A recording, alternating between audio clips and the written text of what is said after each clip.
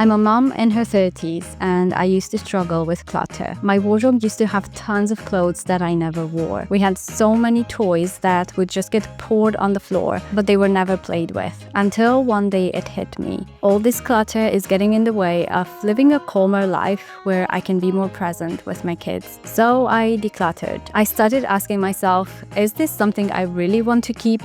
Or do I feel like giving it the finger? I've learned some easy decluttering habits that helped me a lot. See if any of these are useful to you.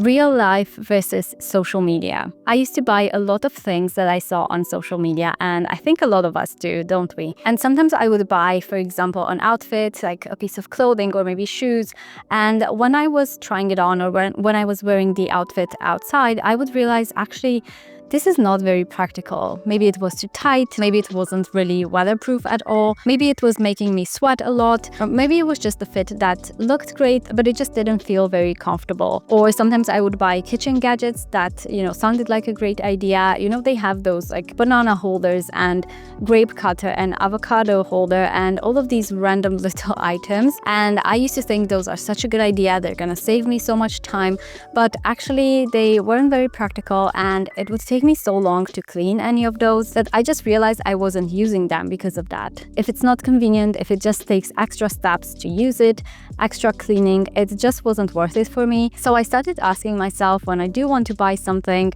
when I do see something on social media, is this made for real life? Or is this made for social media aesthetics? Because some items are promoted by a lot of influencers and they look great. They look great online. They sound like such a good idea. But when you get it, you realize actually it's not very practical in real life. So nowadays when I buy something, I really try to make sure that it's something that's actually useful or something that I am going to use a lot. And it's not just some gimmicky thing or something that looks aesthetic, but it's not very functional.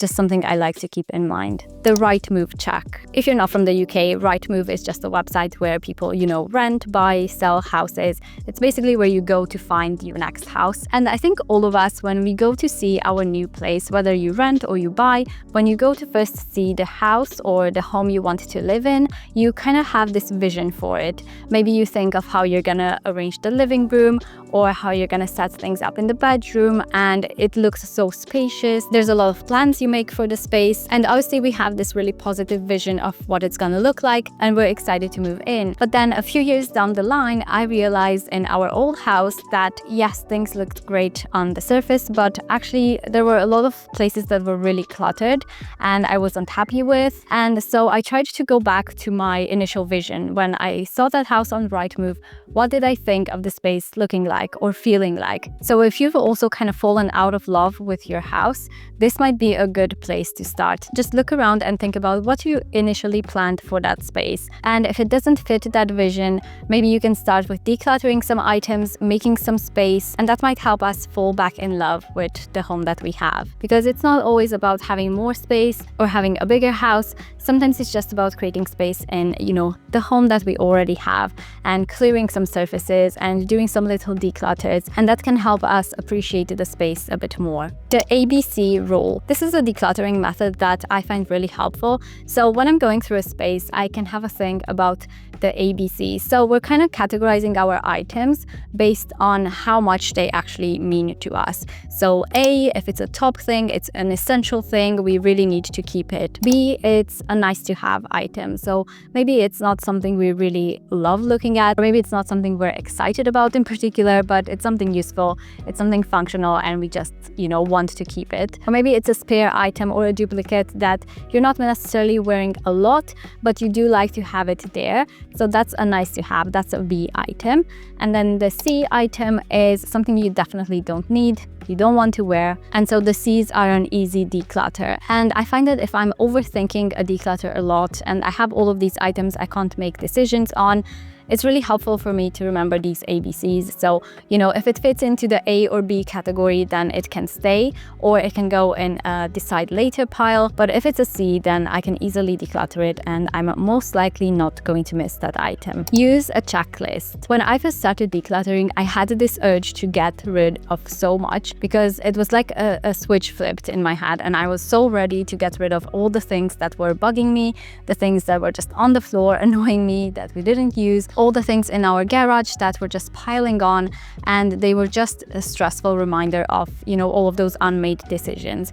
So I was really ready to declutter, but the thing is, especially if you have little kids like me, I have a 2-year-old and a 7-year-old, and they were even younger back then, so I didn't really have a whole weekend to declutter or, a full 2 weeks to just tackle all of these items. And so I started doing smaller declutters, and keeping a checklist really helped me.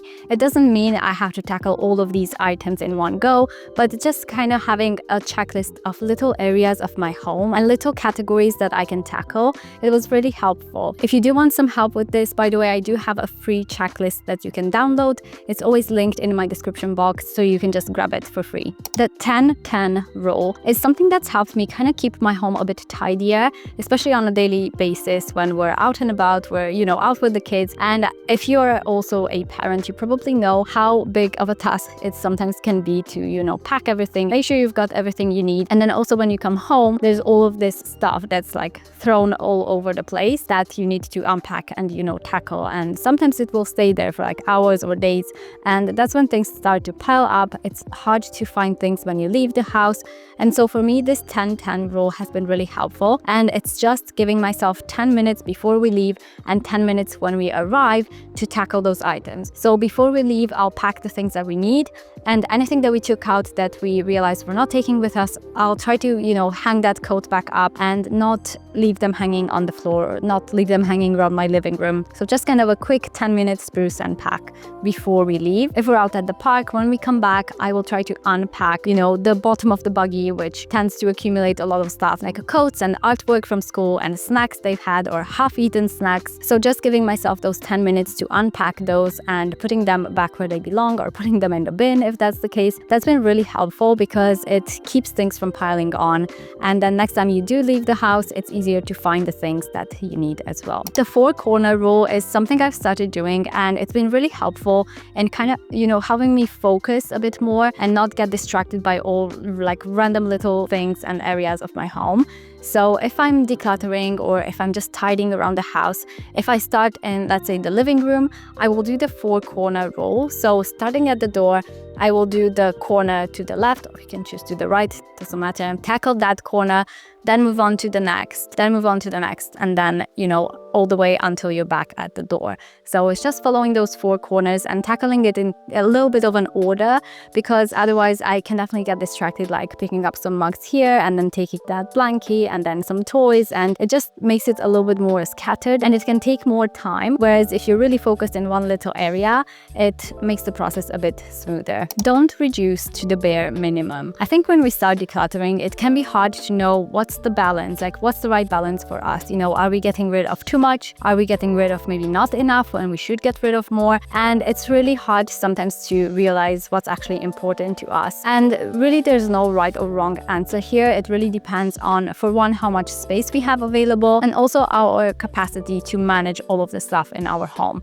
And for me, I found that I'm more minimalist in some areas and less minimalist in other areas.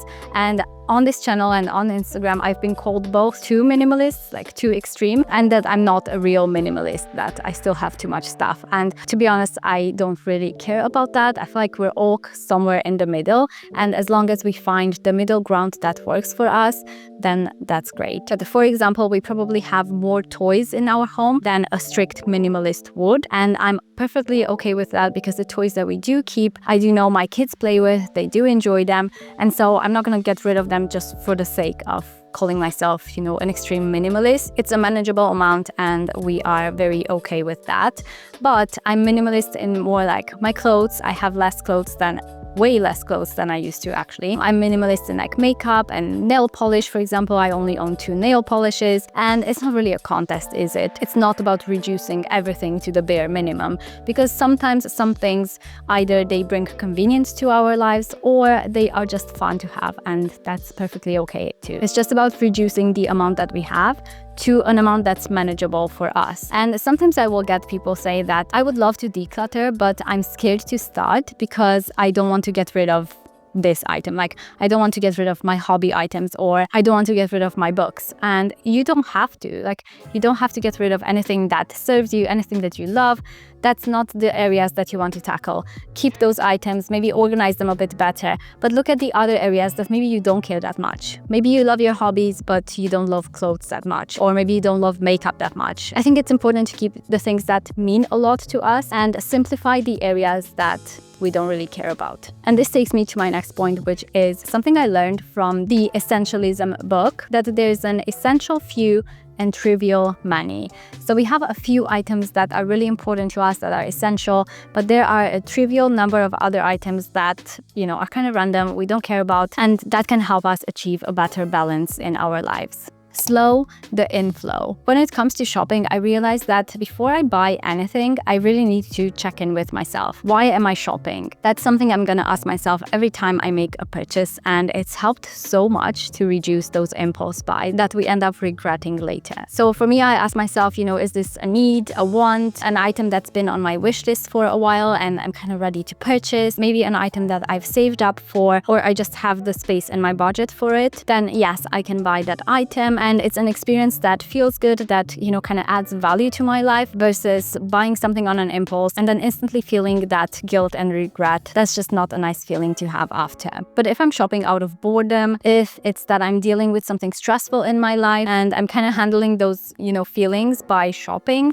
then that's usually not a good place for me to shop from, because that's when I will make impulse purchases that I will end up regretting. Or, if I see something that's on sale and I feel like I'm gonna definitely miss out on that if I don't buy it right now, what I've learned is that things always go on sale. So it's very likely I'll be able to find the item later on if I really want it. The percentage check. I never used to think about this, and lately I started asking myself, what percentage of my wardrobe am I actually wearing? I used to have hundreds of clothes in my wardrobe, and I probably wore maybe 20% of those on a regular basis. And after I decluttered massively my wardrobe, now I'm more at wearing 93% of my clothes on a regular basis. I'm still keeping track of the items and kind of learning what I like and don't like to wear, and if there's items I'm not wearing, then it's probably for a reason. So those are good candidates for a declutter. But I think a lot of us keep a lot of items in our wardrobe that we just don't wear, we don't need. If we're not wearing it, it's for a reason. And clearing those items can make so much space in our wardrobe, and it can help us appreciate the items that we have even more. It's easier to find them, it makes laundry easier, it just simplifies the whole process. So I have a friend in my Simply Decluttered group, and when she moved house, she packed all of her wardrobe in all of these